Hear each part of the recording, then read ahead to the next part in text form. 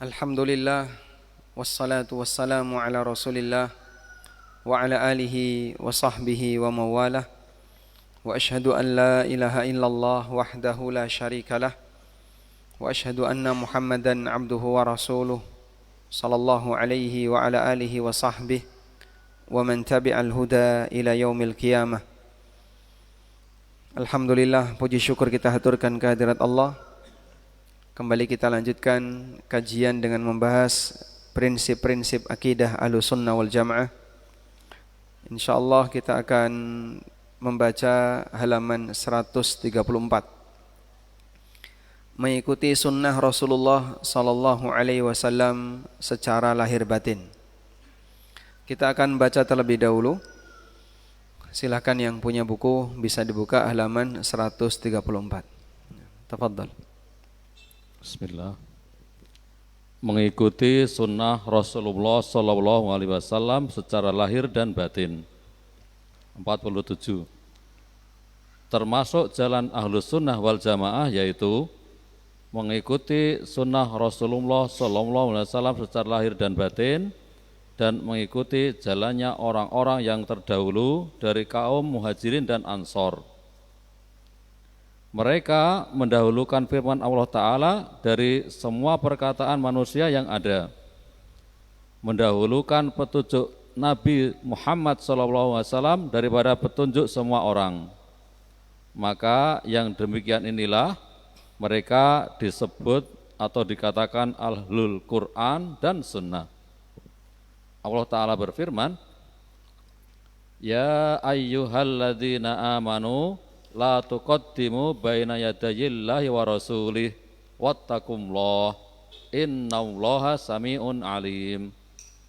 Wahai orang-orang yang beriman, janganlah kamu mendahului Allah dan Rasulnya, dan bertakwalah kepada Allah, sungguh Allah Maha mendengar, Maha mengetahui.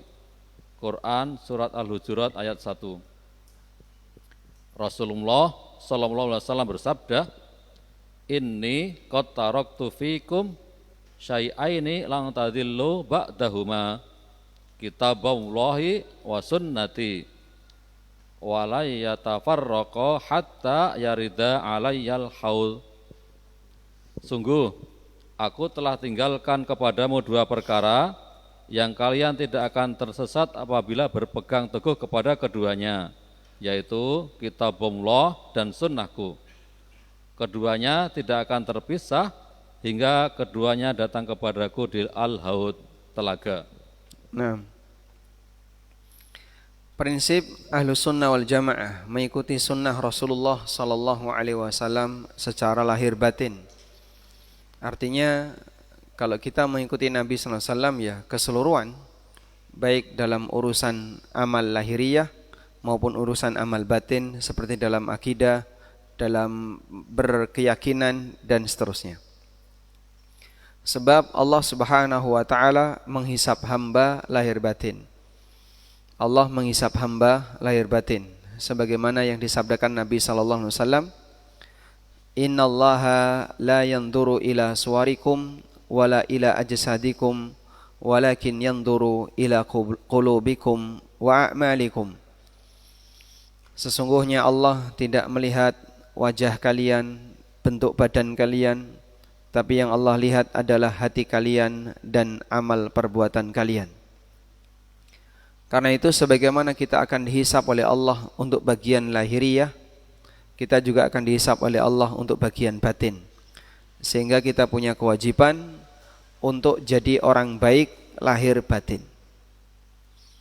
Kita baca keterangan penulis, termasuk jalan Ahlussunnah wal Jamaah mengikuti sunnah Rasulullah sallallahu alaihi wasallam lahir dan batin dan mengikuti jalannya orang-orang terdahulu di kalangan Muhajirin dan Ansar. Mereka mendahulukan firman Allah dari semua perkataan manusia, mendahulukan petunjuk Nabi sallallahu alaihi wasallam dari semua orang, dan merekalah yang layak disebut Ahlul Quran was Sunnah. Allah Subhanahu wa taala mengarahkan, ya ayyuhalladzina amanu la tuqaddimu baina yadayillahi wa rasulih. Wahai orang yang beriman, janganlah kalian mendahului Allah dan Rasulnya. Mendahului Allah dan Rasulnya artinya dia bicara masalah agama atau membuat pernyataan dalam masalah agama yang tidak ada dasarnya dari Al-Quran dan Sunnah. Wattaqullah, bertakwalah kepada Allah, innallaha sami'un alim, sesungguhnya Allah zat yang maha mendengar lagi maha mengetahui. Baik, saya bacakan tafsir Ibnu Katsir di sini. Di tafsir Ibnu Katsir untuk surat Al-Hujurat ayat 1. Bisa dilihat di buku ya. Surat Al-Hujurat ayat yang pertama. Kata beliau, hadhihi adabun addaballahu biha ibadahul mu'minin. Dalam ayat ini merupakan adab yang Allah ajarkan kepada hambanya yang beriman. Fima yu'amiluna bihir rasul sallallahu alaihi wasallam, yang harus mereka lakukan terhadap Rasulullah sallallahu alaihi wasallam, minat tauqir wal ihtiram wat tabjil wal i'dham, bentuk menghormati Nabi, memuliakan Nabi, jangan mendahului Nabi. Ai la tusri'u fil asya baina yadayhi bal kunu taba'an lahu fi jami'il umur. Jangan buru-buru membuat keputusan untuk urusan di hadapan beliau, tapi jadilah kamu pengikut beliau di semua urusan. Hatta yadkhula fi umumi hadzal adabi asy-syar'i, sampai masuk dalam hal ini adalah semua perkara yang mau diputuskan oleh manusia. Adabnya dahulukan Allah dan Rasulnya. Sebagaimana disebutkan dalam hadis Mu'ad bin Jabal, Nabi sallallahu alaihi wasallam pernah mengutus beliau ke Yaman. Lalu Rasul tanya sama Mu'ad, bima tahkum? Kau akan putuskan perkara dengan cara apa? Qala, jawab Mu'ad, bi kitabillah. Aku putuskan dengan kitabullah. Qala fa illam tajid, kalau tidak kau jumpai dalam kitabullah, qala bi sunnati Rasulillah, akan aku putuskan dengan sunnah Rasulullah. Fa illam tajid, kalau kau enggak jumpai, qala, kata Mu'ad, ajtahidu ra'yi, aku akan beristihad. Aku akan beristihad. Fa daraba fi sadri, lalu Nabi sallallahu alaihi wasallam menepuk dadanya Mu'ad. Wa qala, dan beliau mengucapkan, alhamdulillahilladzi waffaqa rasulillahi sallallahu alaihi wasallam lima yurdi Rasulullah. Segala puji bagi Allah yang telah memberikan taufik kepada utusan Rasulullah. Utusan Rasulullah di sini siapa? Mu'ad, diutus oleh Rasulullah sallallahu alaihi wasallam untuk melakukan sesuatu yang diridhai oleh Rasulullah. Sehingga Mu'ad ketika ditanya, kalau kau punya masalah, kau putuskan dengan apa? Dengan Al-Quran. Kalau enggak ada, dengan hadis. Kalau enggak ada, dengan ijtihad. Ajtahidu ra'yi. Nah, di sini yang dijadikan dalil, ajtahidu ra'yi di sini maksudnya adalah dengan kias. Apa yang tidak ada, kasus baru ini dibawa kepada kasus yang sudah ada dalilnya. Jika ada kesamaan, maka dikiaskan, dianalogikan. Nah, dan demikianlah adab ketika kita mau berbicara masalah agama. Dahulukan Allah, Rasulnya, dan kemudian baru beristihad. Wa qad rawahu Ahmad wa Abu Dawud wa Tirmidzi wa Ibnu Majah, dan diriwayatkan oleh Imam Ahmad, hadis tadi diriwayatkan oleh Imam Ahmad, Abu Dawud dan yang lainnya. Fal ghardu minhu annahu akhara ra'yahu wa nadrahu wa ijtihadahu ila ma ba'dal kitab wa sunnah. Inti dari perkataan Mu'ad adalah beliau mengakhirkan ijtihad beliau setelah apa yang disebutkan dalam Al-Quran dan Sunnah. Walau qaddamahu qabla al-bahthi anhuma lakana min babit taqdim baina yadayillahi wa rasulih. Karena itu kalau ada orang yang sudah keburu beristihad menyatakan sesuatu sebelum dia mencari dalil dari Al-Quran dan Sunnah, berarti dia telah mendahului Allah dan Rasulnya. Saya ulang ya. Ketika orang membuat pernyataan tertentu, sebelum dia cek dalilnya dari Al-Quran dan hadis, tapi dia sudah keburu menyampaikan pernyataan, itu sama dengan mendahului Allah dan Rasulnya Sallallahu Alaihi Wasallam. Baik. Dan ini adab.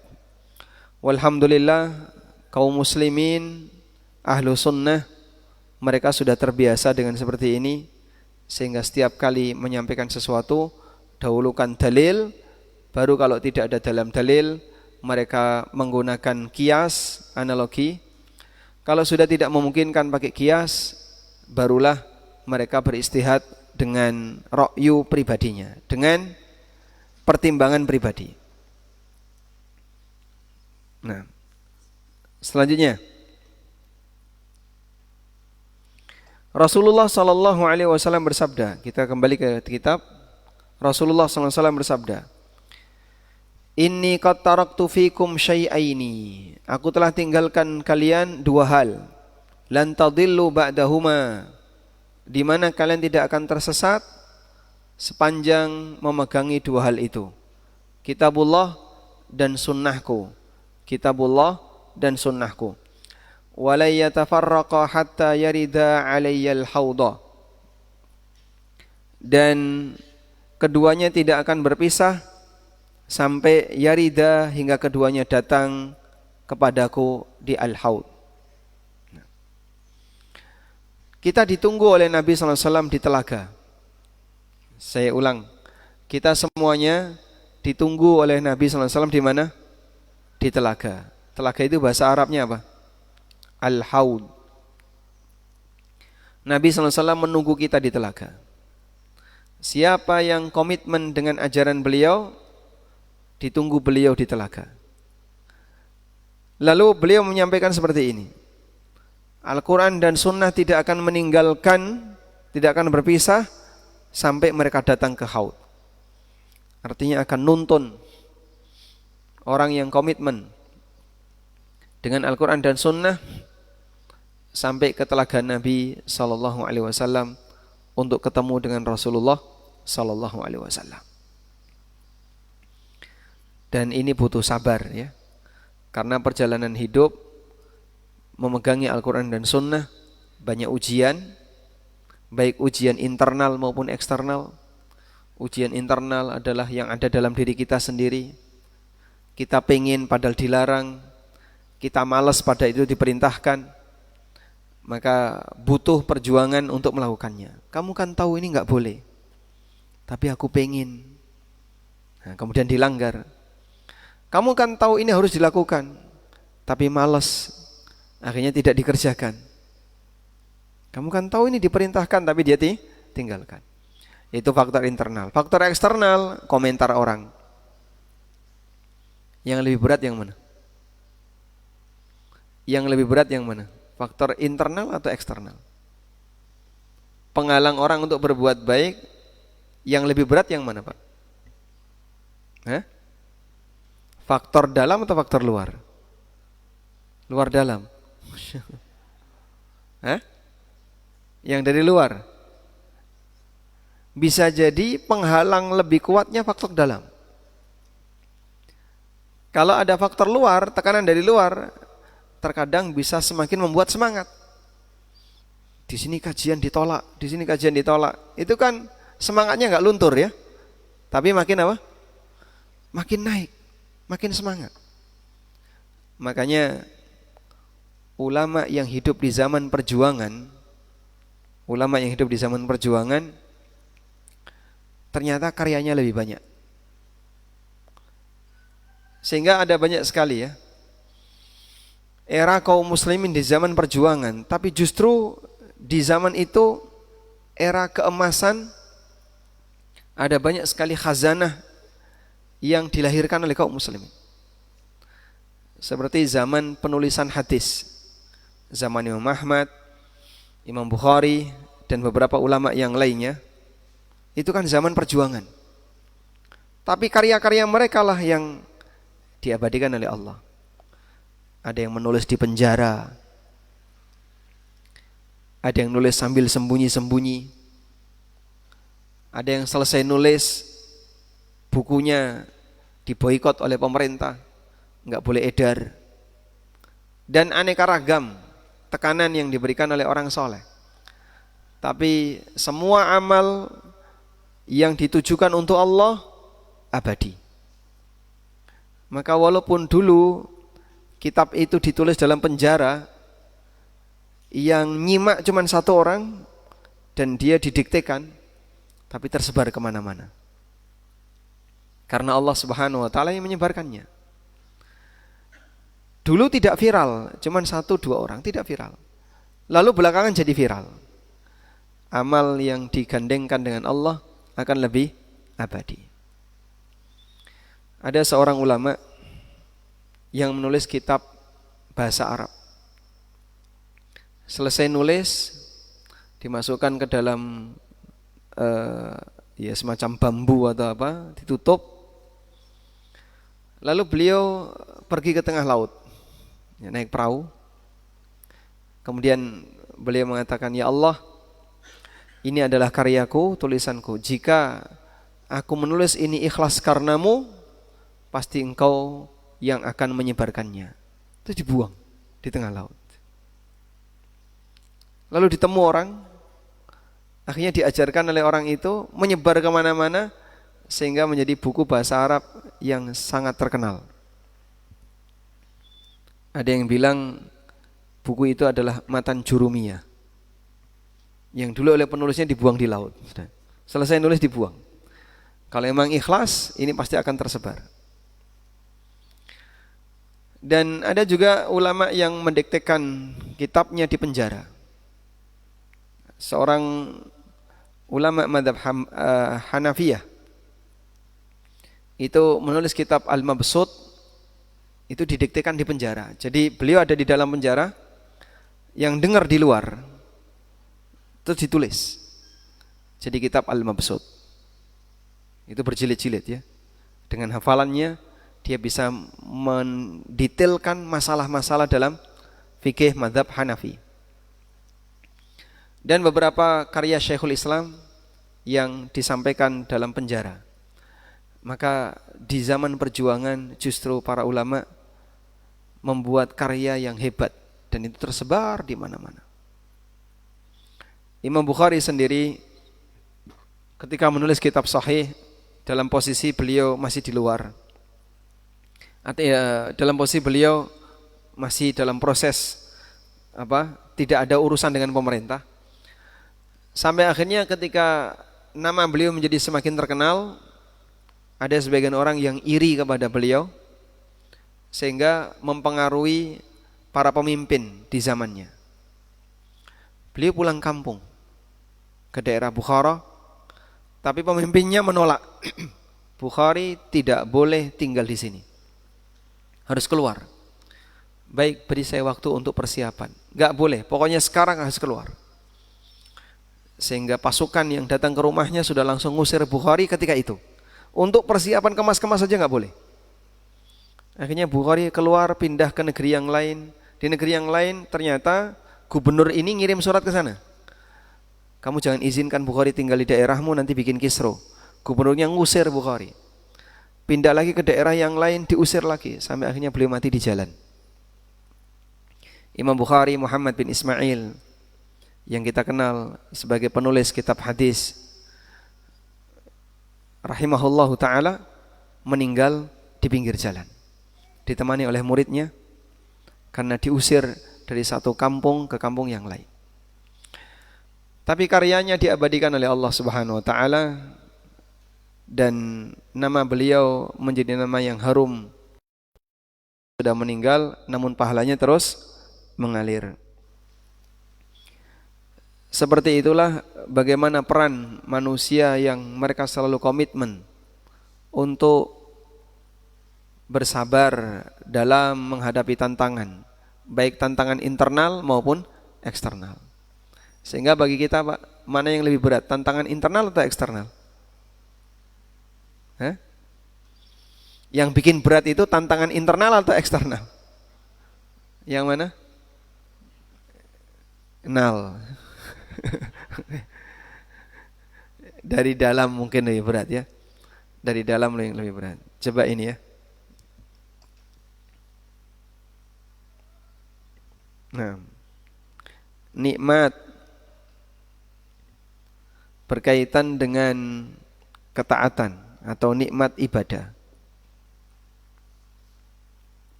Di sini ada dua yang terjadi. Maksiat yang ditutupi Allah. Yang kedua, ibadah yang dimudahkan Allah.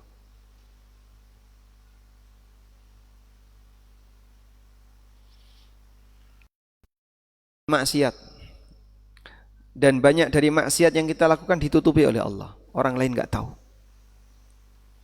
Banyak dari perbuatan maksiat yang kita lakukan yang ditutupi oleh Allah. Maksiat mata, maksiat lisan, maksiat telinga, maksiat batin. Tapi di saat yang sama kita dimudahkan oleh Allah untuk ibadah.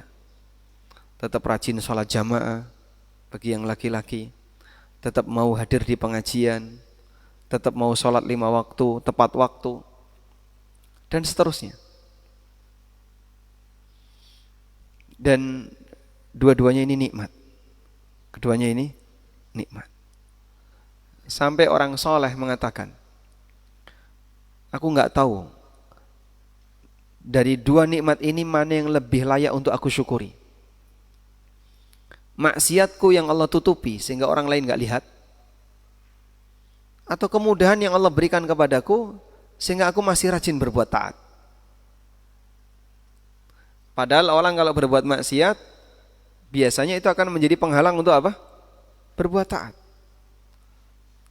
Tapi dikala aku sedang berbuat maksiat, aku rajin melakukan perbuatan maksiat, namun Allah tetap memberikan aku kelonggaran untuk berbuat taat. Allah tidak tutupi kita untuk kehilangan ketaatan. Sehingga dua ini nikmat yang layak untuk kita syukuri.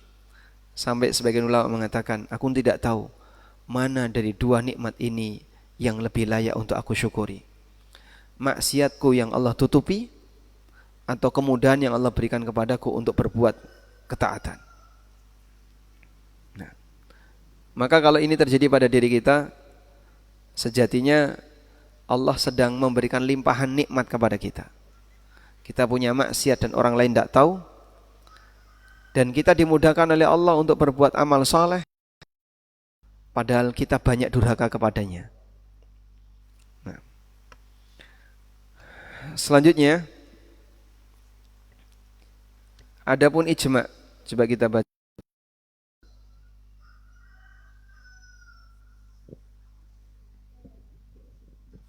Adapun ijma yang berlaku adalah ijma salafus soleh. Oleh karena itu, Imam Ahmad bin Hanbal rahimahullah berkata, barang siapa yang mengklaim menyatakan adanya ijma setelah masa salafus soleh, maka ia telah berdusta.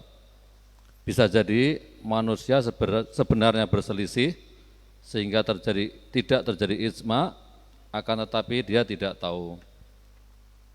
Ahlus sunnah selamat dari bid'ah-bid'ah perkataan yang menyalahi sabda Rasulullah SAW dan perkataan para sahabat dalam masalah i'tiqad, keyakinan, sebagaimana mereka selamat dari bid'ah-bid'ah amaliyah. Mereka tidak beribadah dan tidak mengadakan syariat, melainkan dengan apa yang disyariatkan oleh Allah Ta'ala dan Rasulnya Sallallahu Alaihi Wasallam. Maksudnya, Ahlus Sunnah wal Jamaah beribadah sesuai dengan contoh Rasulullah Sallallahu Alaihi Wasallam, tidak mengada-ada dan tidak melakukan bid'ah. Baik. Selanjutnya kita lihat di sini ya. Setelah beliau menyebutkan bahwa Ahlus Sunnah selalu mengedepankan Al-Quran dan Sunnah, maka muncul pertanyaan, lalu ijma' bagaimana? Nah, penulis ngasih penjelasan. Adapun ijma, ijma itu yang berlaku adalah ijma'nya para sahabat. Oleh karena itu, Imam Ahmad bin Hambal pernah berkata, siapa yang mengklaim ada ijma, berarti dia telah berdusta. Barangkali ada khilaf tapi dia enggak tahu. Bisa jadi sebenarnya manusia berselisih, tapi dia tidak tahu. Baik. Berkaitan dengan masalah ijma. Ijma itu tidak terbatas pada salafus saleh. Tidak terbatas pada sahabat. Mungkin enggak Pak terjadi ijma setelah zaman sahabat? Jawabannya sangat mungkin. Terutama untuk kasus baru yang itu tidak ada di zaman sahabat. Sehingga kalau ijma itu dibatasi hanya di masa sahabat, maka akan ada banyak kasus baru yang tidak punya pegangan. Sebagai contoh, rokok tentu saja tidak ada di zaman sahabat. Maka kalau kita bahas apa hukum rokok, dalil-dalil Al-Quran enggak pernah nyebut rokok, dalil dari hadis juga tidak kita jumpai. Lalu dari mana kita bisa membuat pernyataan rokok itu terlarang? Hanya mungkin ijma ulama belakangan yang ketemu dengan benda namanya rokok. Kalau enggak ada, maka pada asalnya kita tidak bisa memberikan alasan berdasarkan ijma. Paham ya? Artinya begini, kalau ijma itu hanya dibatasi di zaman sahabat, nanti ada banyak kasus baru yang tidak bisa kita simpulkan dalilnya. Jadi mungkin bisa dikasih catatan di situ. Adapun ijma yang berlaku adalah ijma salafus saleh. Anda kasih catatan, bukan berarti terbatas di zaman sahabat. Karena ada ijma yang terbentuk pasca zaman sahabat. Sementara perkataan Imam Ahmad yang beliau menyatakan siapa yang mengklaim ijma dia berdusta, bukan berarti setiap yang mengklaim ijma itu dusta. Tapi siapa yang dia tidak melakukan penelitian, tidak ngerti aneka pendapat, tiba-tiba langsung mengklaim ini ijma, itu dusta. Karena dia enggak tahu apakah di situ ada perbedaan pendapat atau tidak.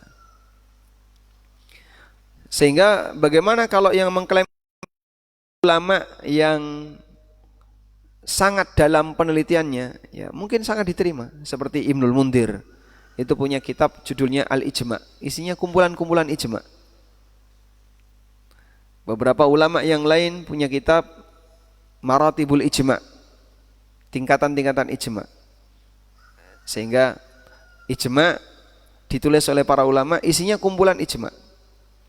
Dan itu diakui. Wallahu a'lam.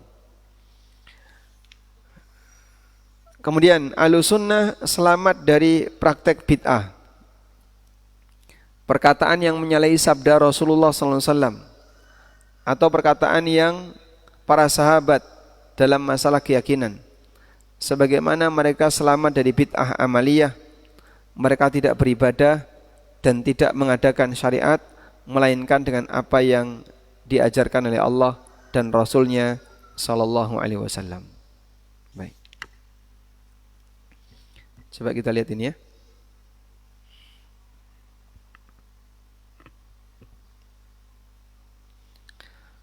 Urusan Nabi sallallahu alaihi wasallam. Urusan Nabi sallallahu alaihi wasallam. Urusan Nabi itu meliputi apa saja? Satu. Urusan Nabi sallallahu alaihi wasallam itu meliputi apa saja? Ya? Satu. Masalah ya, agama. Yang ini isinya syariat agama ya. Urusan Nabi SAW adalah syariat agama. Yang ini isinya perintah, larangan, dan aturan agama. Yang kedua, hukum urusan dunia. Antara apakah itu halal ataukah haram.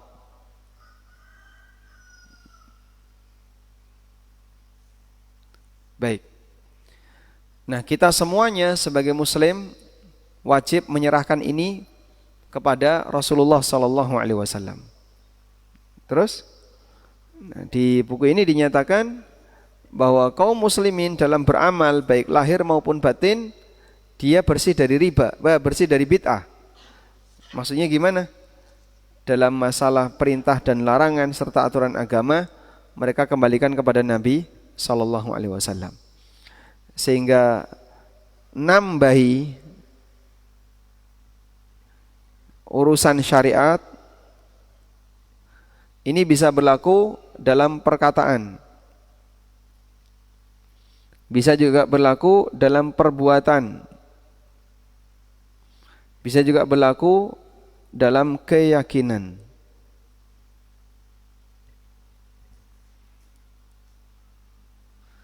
Sehingga nambahi urusan syariat Nabi sallallahu alaihi wasallam bisa berlaku dalam masalah perintah, larangan, aturan agama, baik bentuknya perkataan, perbuatan maupun keyakinan.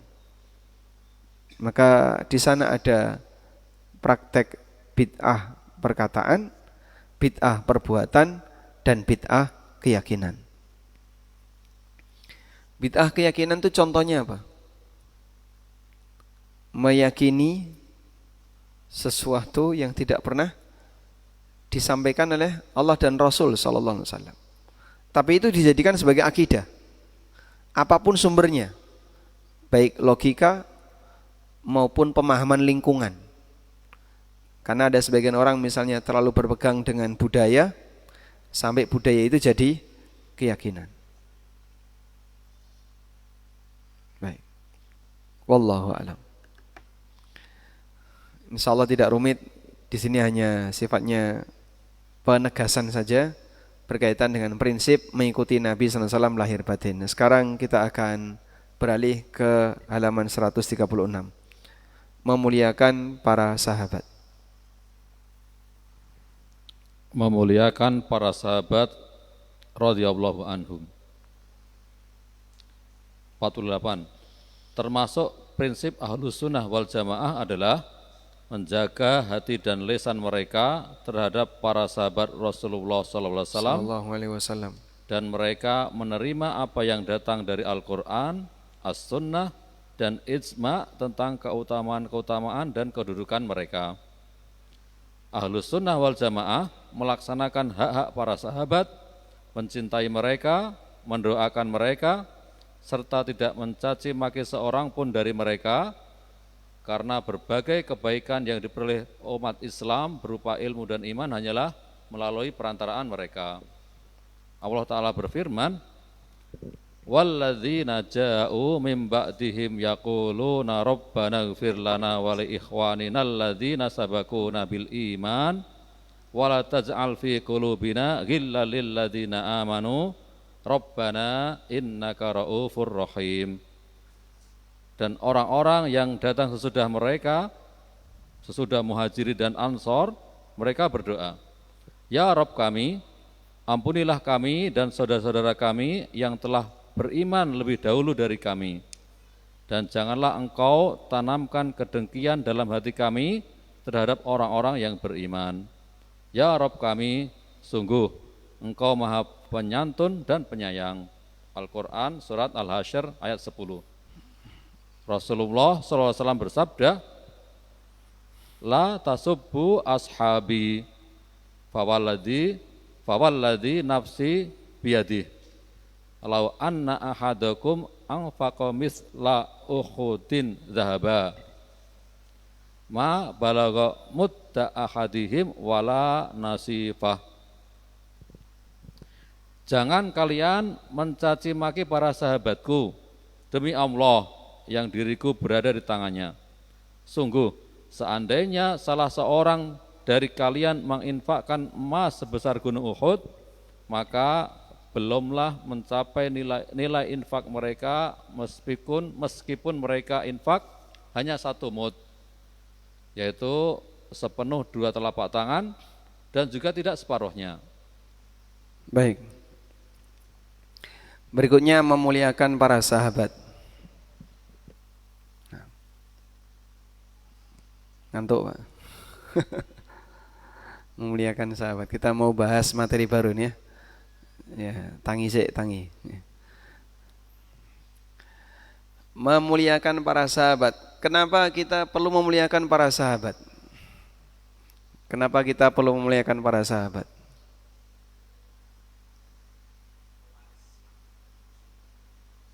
Pewaris langsung dari Rasulullah SAW. Kita perlu memuliakan para sahabat.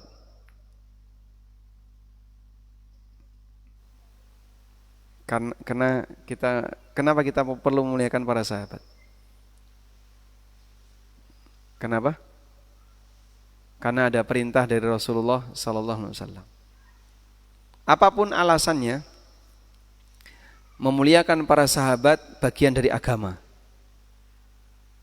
Nah, ada sebagian orang yang tidak bisa membedakan status sahabat dengan manusia selain sahabat. Sehingga mereka bilang, sahabat kenapa disikapi begitu sakral? Tidak sama seperti manusia yang lain. Sehingga demikian sakralnya kah para sahabat sampai kita harus memuliakan para sahabat? Jawabannya, mereka orang istimewa. Kenapa orang istimewa? Ada beberapa alasan. Sekarang kita tulis ya. Mengapa kita memuliakan para sahabat? Alasan memuliakan sahabat. Sebab yang seperti ini mulai digoyang oleh orang-orang liberal terutama dan orang Syiah. Karena kebencian mereka kepada para sahabat, terutama orang Syiah. Yang pertama, sahabat itu murid Nabi. Mereka murid Nabi sallallahu alaihi wasallam.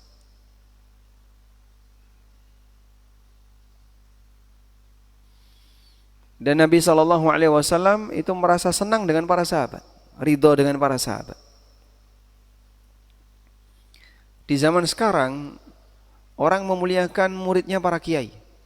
Kiainya sudah meninggal, dulu dia adalah kiai karismatis dan banyak dianut orang. Begitu meninggal, yang dianut muridnya. Hanya dengan beridentitas muridnya selesai. Ya, misalnya murid Mbah Maimun, Masya Allah. Sehingga dimuliakan oleh masyarakat. Itu baru murid ulama. Bagaimana dengan muridnya seorang nabi? Tentu akan lebih tinggi derajatnya. Yang kedua, Allah ridho kepada sahabat. Allah ridho kepada sahabat. Apa dalilnya?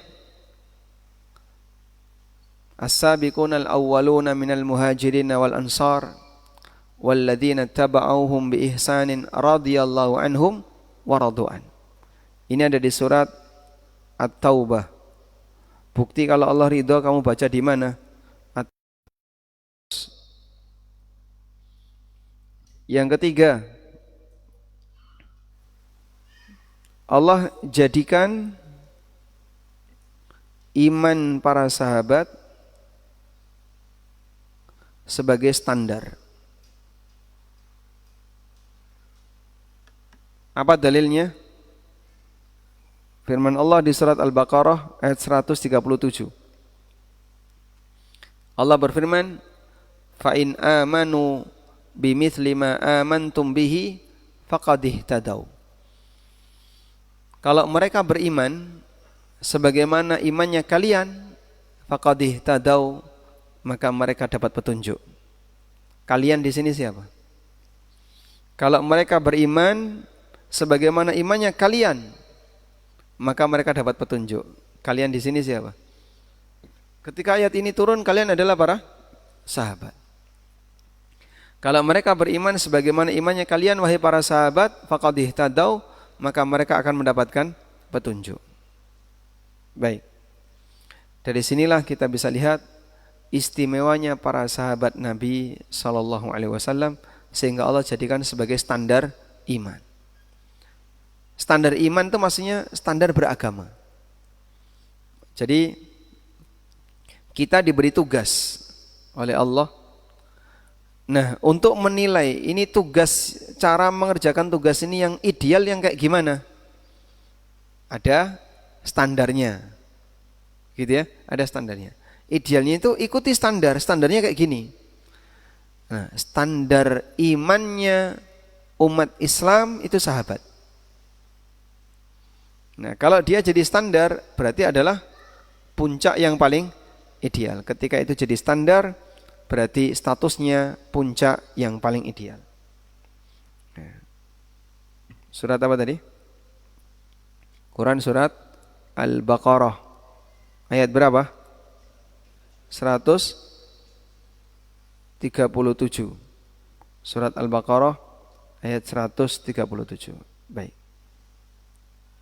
Selanjutnya, apa keistimewaan sahabat yang lain?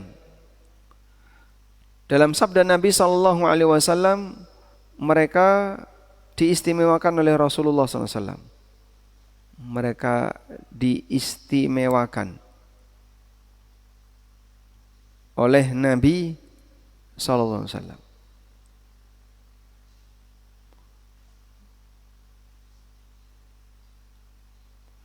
Bagaimana bentuk mereka diistimewakan oleh Nabi sallallahu alaihi wasallam? Kita dilarang mencela mereka. Kemudian apa lagi? Dalam beberapa hadis yang tadi sudah kita baca ya, salah satunya. Kemudian jaminan mereka masuk surga yang itu tidak dimiliki oleh siapapun generasi setelahnya. Sehingga ada beberapa nama, Abu Bakar di surga, Umar di surga. Misalnya larangan mencela sahabat. Ya Pak, larangan mencela kan berlaku untuk semua Pak. Iya, tapi sahabat lebih ditekankan lagi. Lebih ditekankan lagi untuk sahabat. Kita dilarang mencela orang lain. Iya, dan mencela sahabat lebih ditekankan lagi, terlarangnya. Yang kedua, jaminan surga untuk sebagian sahabat.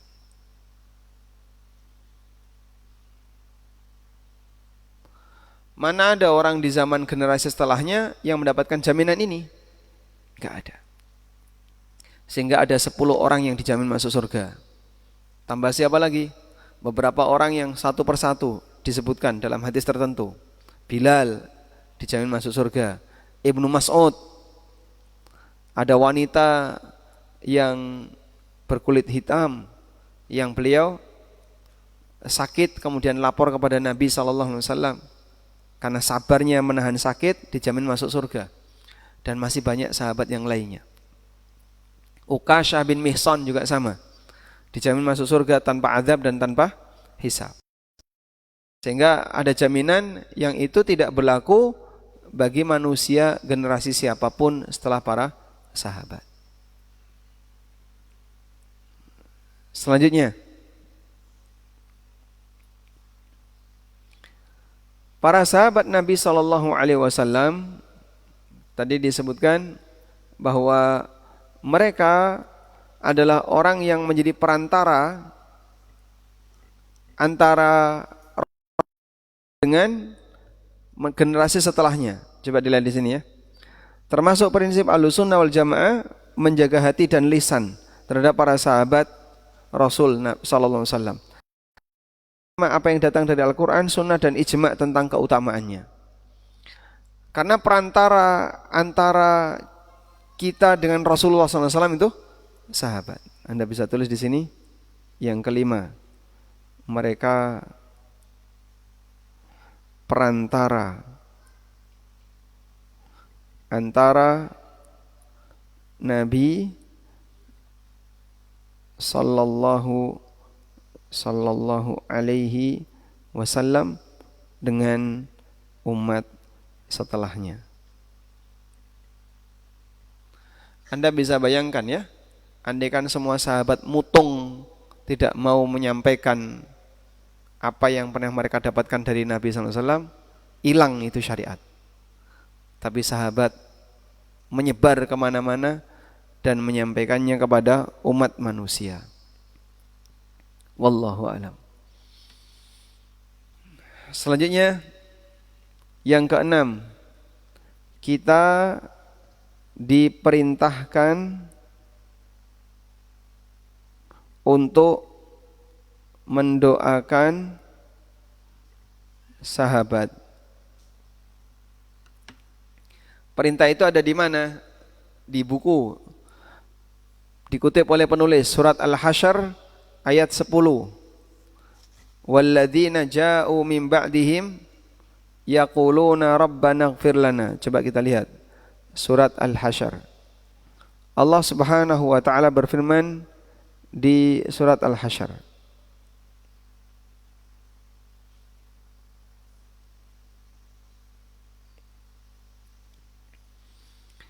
Di surat Al-Hasyr Anda lihat mulai dari ayat 8, 9, 10. Allah bercerita tentang 3 jenis manusia. Lil fuqara'il muhajirin. Ini kelompok muhajirin. Walladzina tabawwa'ud dara wal imana min qablihim. Ini kelompok Ansor. Sudah? Kemudian walladzina ja'u min ba'dihim. Generasi setelahnya. Sehingga di surat Al-Hasyr Allah menyebutkan kelompok muhajirin, kelompok Ansar, dan generasi setelah mereka. Kelompok muhajirin dan Ansar itu siapa? Sahabat. Mereka adalah sahabat. Dan kelompok yang ketiga, generasi setelah mereka. Nah, ketika Allah menjelaskan kelompok yang ketiga itu, Allah berfirman, walladzina ja'u min ba'dihim yaqulun. Generasi yang ketiga, yaitu generasi setelah para sahabat, mereka mengatakan, Rabbana ighfir lana wa li ikhwanina alladzina sabaquna bil iman. Ya Allah, ampunilah kami dan ampunilah orang-orang yang mendahului kami dalam iman. Wala taj'al fi qulubina ghillan lil ladzina amanu rabbana innaka raufur rahim. Jadi begini ya. Anda bisa tulis di sini. Di surat Al-Hasyr Allah membagi mukmin, Allah membagi mukmin ada 3. Jadi 3.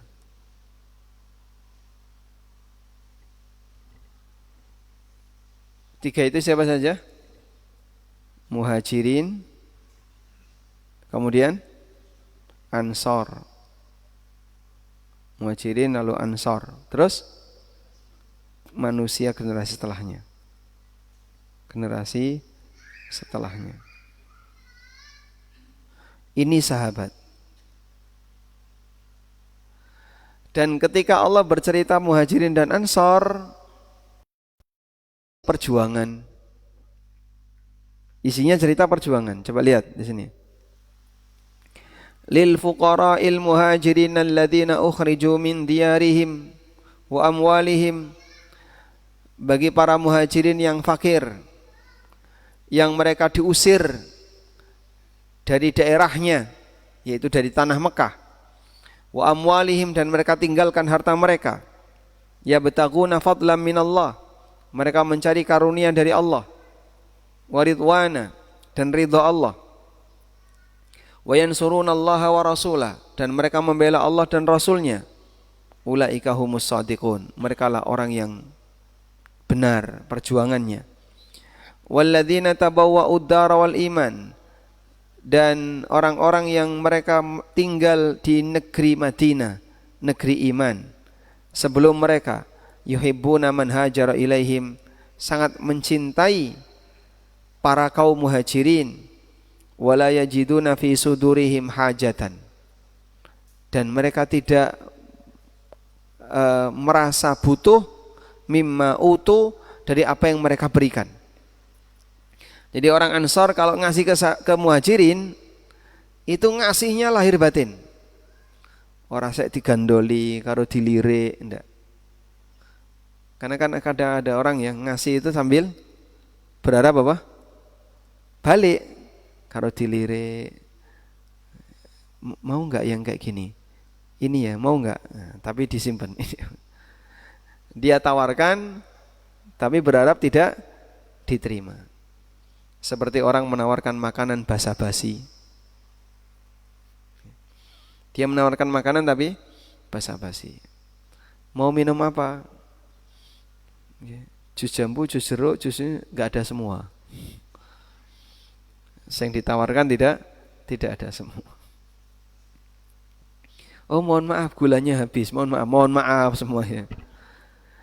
Jadi jika Anda lihat di sini, ketika Allah bercerita tentang Muhajirin dan Ansar, itu ceritanya tentang apa? Perjuangan. Ya. Ini kisah isinya perjuangan. Cerita perjuangan. Nah, begitu generasi setelahnya, yang nomor 3 ya, generasi setelahnya. Begitu Allah menyebutkan generasi setelahnya, maka di situ isinya perintah untuk mendoakan sahabat. Sebagaimana yang Allah sebutkan dalam Al-Quran, walladzina ja'u min ba'dihim, dan generasi yang datang setelah mereka, yaqulun, mereka mengatakan, Rabbana ighfir lana wa li ikhwanina alladzina sabaquna bil iman. Ya Allah, ampunilah kami dan ampunilah orang-orang mukmin sebelum kami. Wala taj'al fi qulubina ghillan lil ladzina amanu, dan jangan kau jadikan dalam diri kami kebencian kepada orang yang beriman. Lihat ini ya. Dalam doa itu ada kalimat wala taj'al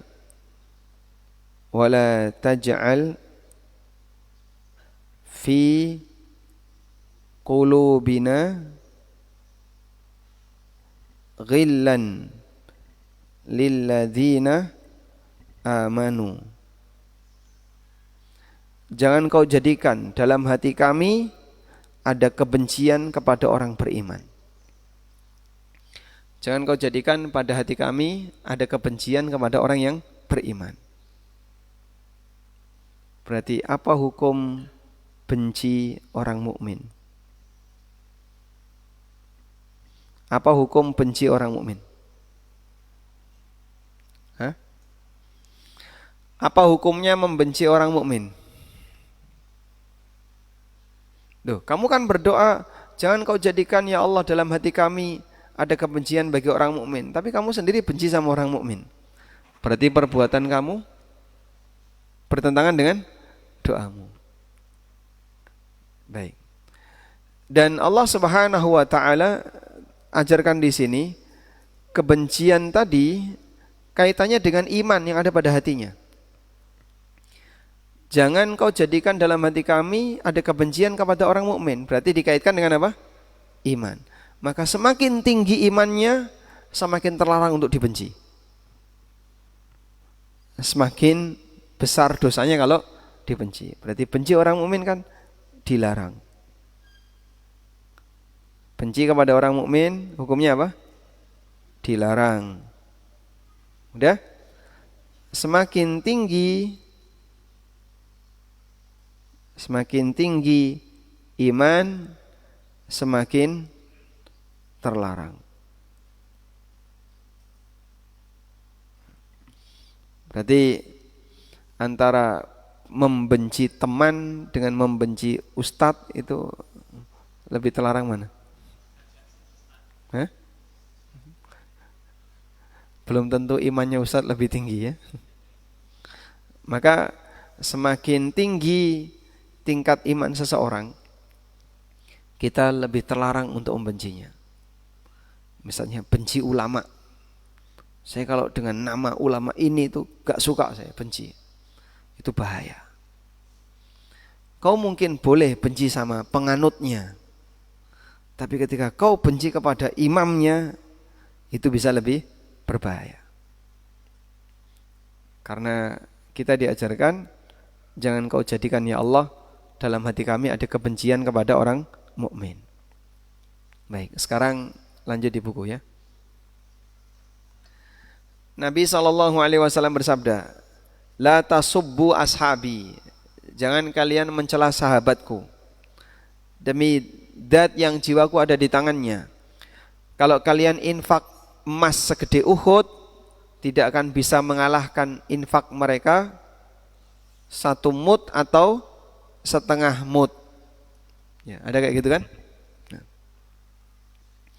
Infak mereka 1 mud atau setengah mud itu infak apa? Bahan makanan. Jadi sahabat infak 1 mud. Selain sahabat infak emas se-Uhud. Lebih tinggi mana pahalanya? Lebih tinggi ini. Lebih tinggi infak 1 mud. 1 mud di sini emas atau apa, Pak? Makanan. Para ulama mengatakan makanan. Loh, kenapa kok makanan? Jadi perbandingannya bukan infak 1 mud emas dengan gunung emas, bukan. Tapi infak 1 mud gandum dengan orang yang infak 1 Uhud gunung emas. Itu lebih gede pahalanya infaknya para sahabat. Masya Allah. Kok bisa, Pak? Allah melipat gandakan amal mereka melebihi amal pahala generasi setelahnya. Makanya tidak akan ada orang yang bisa menyaingi pahalanya para sahabat. Baik. Coba kira-kira ini lebih gede mana infaknya? A, B. Pendapatan A, pendapatan A 5 juta per bulan. Infaknya A 500.000 per bulan. B, pendapatannya 500 juta per bulan. Dia pengusaha, dia bisa mendapatkan 500 juta per bulan. Infaknya B, dia keluar 50 juta per bulan. Lebih gede mana? Infaknya A atau B?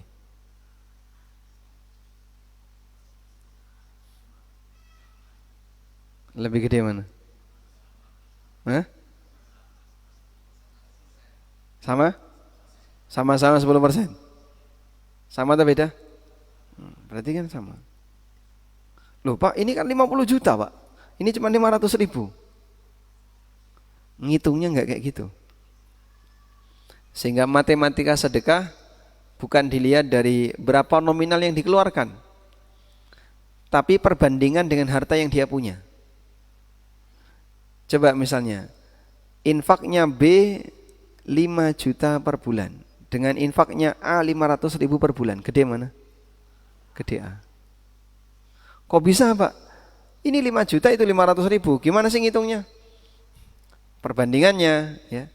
Sehingga yang dikeluarkan oleh A 10%, ini 1%. Dia mengeluarkan 1%, A mengeluarkan 10%. Nah, seperti ini perbandingan cara ngitung infak. Baik. Kemudian Rasulullah sallallahu alaihi wasallam juga bersabda, "Man sabba ashabi fa alaihi la'natullah wal malaikati wan nasi ajma'in." Siapa yang mencela para sahabatku, dia mendapatkan laknat Allah, para malaikat dan seluruh umat manusia. Hadis riwayat Tabrani dalam Mu'jam Al-Kabir. Rasulullah SAW menyebutkan sahabat-sahabat yang masuk surga seperti 10 orang yang dijamin masuk surga. Lalu di antara yang lain adalah Thabit bin Qais bin Syammas. Thabit bin Qais bin Syammas. Thabit ini kalau ngomong terlalu lantang sehingga takut ketika bicara dengan Rasulullah SAW. Lalu semua ummahatul mukminin, bukan beberapa ya, semua ummahatul mukminin akan jadi istri Nabi SAW di surga. Bilal bin Rabah, Abdullah bin Salam, Uqashah bin Mihsan, Sa'ad bin Mu'adz, para sahabat yang ikut perang Badar, para sahabat yang ikut perjanjian Hudaybiyah. Karena Allah mengatakan, laqad radhiyallahu 'anil mu'minina id yubayyi'unaka tahta syajar. Allah meridhoi semua orang mukmin yang ikut perjanjian Hudaybiyah, yang membaiat kamu di bawah pohon. Nabi SAW pernah bersabda, la yadkhulan nara rajulun syahida badran wal Hudaybiyah. Tidak akan masuk surga orang yang ikut hadir dalam perang Badar dan perjanjian Hudaybiyah. Masya Allah. Jaminan kayak gini nggak ada. Nggak ada untuk generasi setelahnya. Wallahu a'lam. Baik, walhamdulillah. Mungkin itu yang bisa kita sampaikan.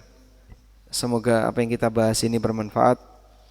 Wassallallahu ala nabiyyina Muhammadin wa ala alihi wa sahbihi wasallam. Silakan Bapak-bapak jika ada pertanyaan. Oh, silakan. Silakan Bapak.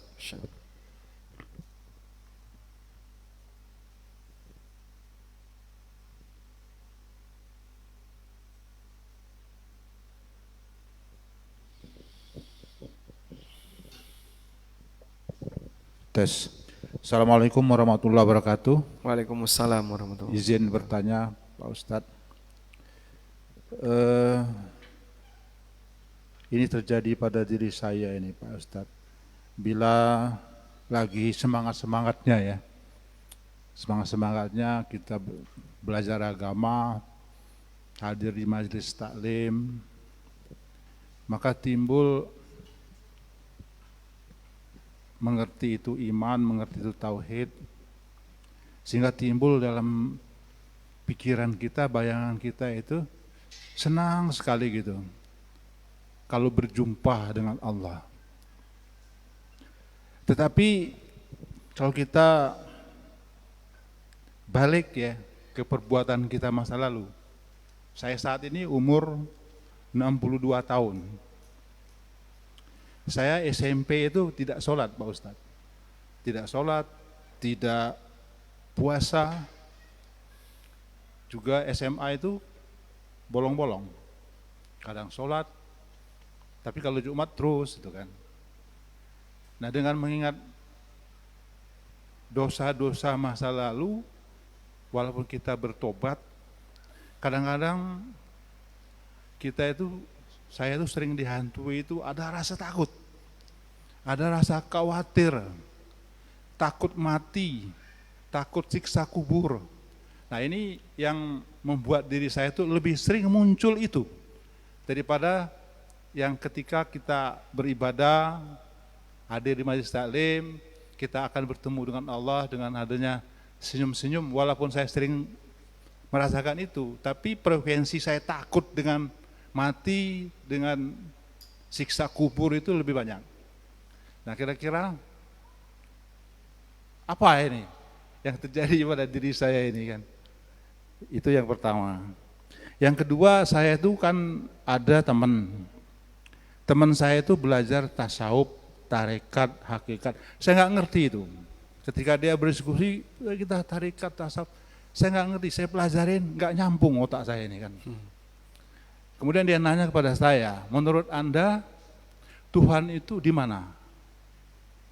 Ya karena kemarin saya sudah punya ilmunya dari Pak Ustadz, saya bilang Allah itu di atas aras. Karena sesuai dengan, dan Allah sendiri mengatakan bahwa Allah itu di atas aras, bukan saya bilang kan. Karena di surat Taha itu menjelaskan seperti itu. Katanya salah, Tuhan itu ada di hati kita. Nah, ini nggak nyambung bagi saya Pak Ustadz.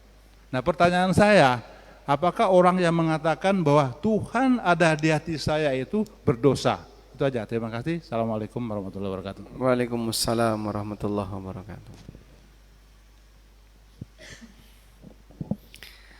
Nah,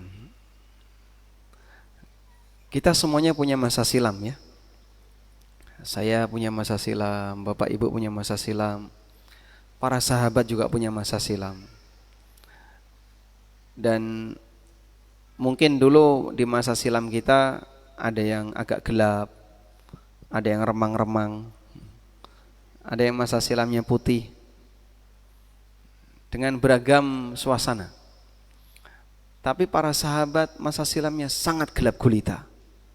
Mereka pernah sujud kepada berhala, ada yang hobi mabuk, ada yang apalagi misalnya membenci Nabi sallallahu alaihi wasallam, memusuhi Rasulullah sallallahu alaihi wasallam, bahkan pernah mau membunuh beliau sebelum mereka masuk Islam.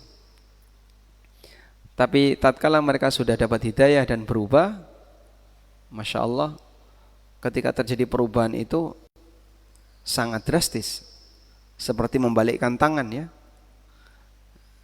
Sehingga mereka berubah menjadi pahlawan-pahlawan dalam agama. Maka bicara masalah hijrah, kita tidak tenggelam dengan penyesalan masa silam. Karena itu gak ada gunanya. Tapi lebih menatap ke masa mendatang. Bagaimana saya nanti? Alhamdulillah sekarang kita sudah berada insya Allah di komunitas orang baik. Sama-sama belajar, sama-sama saling memotivasi untuk berbuat baik, dan kita tidak dibatasi dengan kelompok tertentu ya, tidak ada nama resmi kan untuk kelompok kita ini ya, bukan ormas tertentu atau puncaknya adalah orang tertentu. Hampir semua kelompok dalam yang mengklaim dia punya nama tertentu itu puncaknya adalah tokohnya. Misalnya Maturidiyah ya sampai Abu Mansur Al-Maturidi, Kullabiyah ya sampai Ibnul Kullab gitu. Tapi kaum muslimin Ahlus Sunnah tidak demikian. Dia tidak punya nama khusus yang menyatakan saya mengklaim saya di sini, tidak. Kita adalah Ahlus Sunnah wal Jamaah. Nah, mudah-mudahan yang seperti ini selalu istiqomah. Kita enggak tahu, barangkali yang sudah diperjuangkan selama puluhan tahun apakah nanti sampai bisa bertahan hingga ujung atau tidak. Sebab akhir dari perjuangan itu adalah kematian. Sehingga saya sudah ngaji selama sekian puluh tahun. Alhamdulillah terus bertahan Pak. Mudah-mudahan sampai mati. Karena perjuangan kita adalah bagaimana bisa mendapatkan akhir dari kehidupan ini yang terbaik. Baik, yang kedua mengenai pernyataan Allah berada di hati setiap orang yang beriman adalah Allah di hati orang yang beriman, kita tidak salahkan. Dia mengingat Allah, kita mengingat Allah, dan semua orang mukmin mengingat Allah. Meskipun sebatas tahu Allah, kenal Allah, tidak menyebabkan orang itu jadi muslim. Ada banyak orang musyrik namanya Abdullah. Ada banyak orang musyrik namanya Abdullah. Tapi dia musyrik. Sehingga enggak jaminan ketika dia tahu Allah itu ada, dia ingat Allah dalam hatinya, dia adalah seorang mukmin yang baik. Tapi kalau bicara di mana zat Allah, jawabannya sebagaimana yang Allah firmankan, Ar-Rahmanu 'alal 'arsy istawa. Allah berada di atas arsy. Dan ayat itu tegas sekali. Ayat itu tegas sekali. Maka setiap orang mukmin wajib meyakininya. Nah, kalau misalnya dia meyakini zat Allah ada di hati orang yang beriman, kita bisa bilang salah. Bahkan menurut Abu Hanifah kekufuran. Sebagaimana yang kemarin sudah kita baca ya. Abu Hanifah mengatakan siapa yang bilang Allah tidak di bumi, tidak di langit dan tidak di bumi, maka dia telah keluar dari Islam. Sehingga tidak boleh mengatakan zat Allah ada di hati orang mukmin. Nah. Baik Ustaz, ada pertanyaan Ustaz? Saya bacakan. Jika suatu lembaga pendidikan mendapat dana zakat mal, apakah diperbolehkan sebagian pemanfaatan dana zakat mal tersebut untuk memberikan pelatihan bagi guru dan memberikan tambahan tunjangan untuk guru? Tunjangannya bersifat insidentil. Zakat itu untuk personal ya, tidak ada zakat untuk lembaga. Maka lembaga boleh menerima zakat tapi sifatnya titipan. Orang titip kepada lembaga ini untuk mendistribusikan zakat tadi. Sehingga ketika lembaga itu menerima, jangan dipakai untuk jangan dipakai untuk aset ya. Pembelian AC atau perbaikan, renovasi dan seterusnya, itu tidak boleh dari zakat, apalagi pembangunan. Yang kedua, jangan digunakan untuk biaya operasional. Biaya operasional sekian. Biaya operasional kan umum ya, terlalu umum. Terus tanggung jawab yayasan ini gimana atau lembaga ini? Berikan kepada yang tidak mampu. Nah, yang tidak mampu itu boleh nggak menguntungkan lembaga ini? Bolehkah yang tidak mampu itu secara khusus menguntungkan lembaga ini? Kalau menguntungkan lembaga ini kan bisa bentuknya pakai gaji ustadz misalnya, gaji tenaga kerja. Dan SDM-nya berapa? Ada gaji aja pakai zakat. Sehingga lembaga ini tidak keluar uang. Karena di bulan itu ada pemasukan zakat dipakai untuk bayari gaji. Kalau seperti ini tidak diperkenankan. Karena gaji itu hak dari kerja. Gaji itu hak dari kerja. Berarti ketika itu dipakai gaji, ini kan zakatnya kembali ke perusahaan, ke lembaga, bukan ke individu. Misalnya ada guru yang tidak mampu, dia kerja. Berarti dia berhak dapat gaji karena kerja, hak dari kerja. Status dia tidak mampu, dia berhak dapat zakat. Seharusnya dia dapat dua, sebagai gaji dan sebagai zakat. Nah, saya kira posisi zakat ini kalau digunakan sebagai tunjangan insidental dan itu nanti akan menguntungkan lembaga, tidak boleh. Karena tunjangan insidental itu apresiasi atas kerja, bukan pemberian atas tidak mampu. Bisa bedakan ya? Kenapa dia dapat ini? Oh, karena dia guru yang tidak mampu, kasih zakat. Boleh kayak gitu Pak? Boleh. Kenapa dia dapat ini?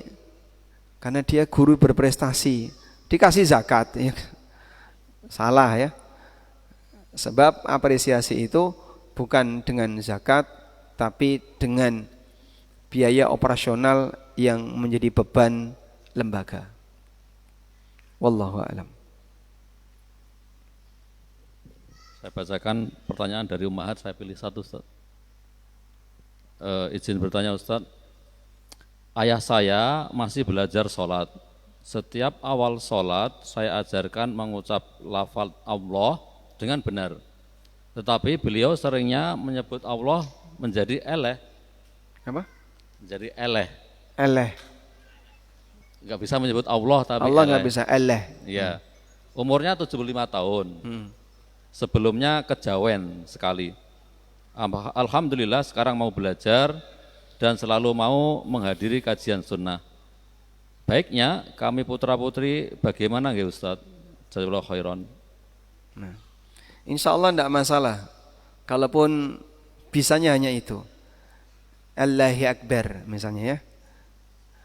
Dalam bahasa Ibrani ya, atau bahasa apa? Il itu Allah. Israel, il itu Allah. Sehingga Israil itu nama siapa? Nabi Yakub alaihissalam. Isra itu artinya abdun. Il Allah, Israil Abdullah. Kalau bahasa Arabnya Abdullah. Jadi nggak ada masalah ketika dia menggunakan bahasa yang lain, tapi jelas. Ya, tapi jelas. Insya Allah selama itu yang mampu beliau ucapkan. Beliau hanya mampu mengucapkan Allah, Gusti Allah. Allah tidak bisa. Nah, mudah-mudahan ditoleransi jika hanya itu yang mampu beliau ucapkan. Nah, mungkin gilirannya bapak-bapak jika ada yang lain, monggo. Kalau nggak ada, satu lagi Ustaz dari Umahat ya. Tentang korban aja ya, sekitar dari korban ya. Izin bertanya Ustaz, ketika kita berkorban, apakah harus hadir di saat penyembelihan hewan ataukah boleh diwakilkan? Jika orang tua ikut anak dan anak sudah berkorban, apakah orang tua juga wajib berkorban? dianjurkan bagi sahibul korban yang tidak bisa menyembelih sendiri untuk menghadiri sembelihan. Jadi datang ke sana, kemudian cuma nonton saja. Maka saat dia menyaksikan, nanti dia bisa berdoa kepada Allah saat selesai disembelih dan seterusnya. Kemudian yang kedua, kalau orang tua ikut kita, apakah orang tua tetap disyariatkan korban? Semua yang mampu disyariatkan korban. Tapi korban itu ibadah keluarga. Nah, jika anak punya harta sendiri, orang tua punya harta sendiri, tapi mereka satu atap. Pertanyaannya, saat mereka satu atap itu nafkahnya sendiri-sendiri atau beda? Nafkahnya jadi satu, Pak. Nafkahnya jadi satu. Jadi walaupun orang tua punya tabungan, tapi dia nggak keluar duit untuk makan sehari-hari. Baik, jika demikian, begitu anak kurban, maka bisa atas nama seluruh anggota keluarganya, orang tuanya dapat.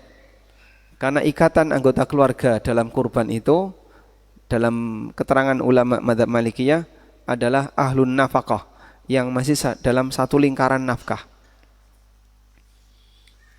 Oleh karena itu, kalau orang tuanya tinggal bersama anak dan dia nafkahnya bareng sama anak, artinya bukan dapur dua, tapi satu dapur, belanja satu untuk semua, dan orang tua tidak keluar harta, insya Allah korbannya bisa untuk semuanya.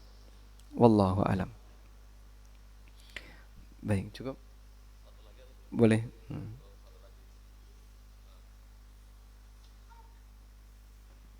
Pertanyaan yang singkat aja Ustaz, adakah qodok sholat wajib karena suatu hal sholat asar tidak dilaksanakan?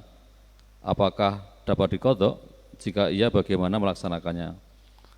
Baik. Orang yang meninggalkan sholat wajib karena uzur, apapun uzurnya, baik ketiduran atau kelupaan, maka bisa diqodok.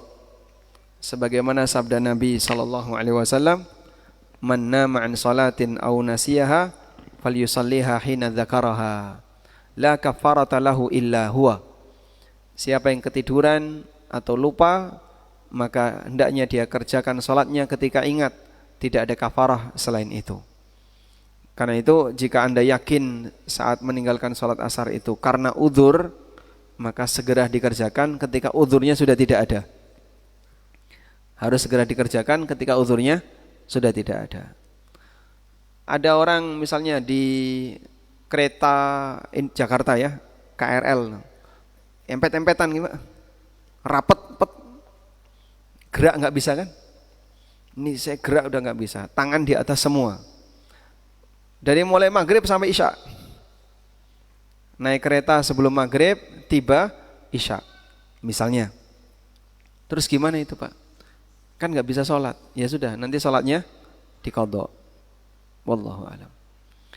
Baik, demikian, semoga bermanfaat. Wassallallahu ala nabiyyina Muhammadin wa ala alihi wa sahbihi wasallam. Wa akhiru da'wana anil hamdulillahi rabbil alamin. Wassalamualaikum warahmatullahi wabarakatuh.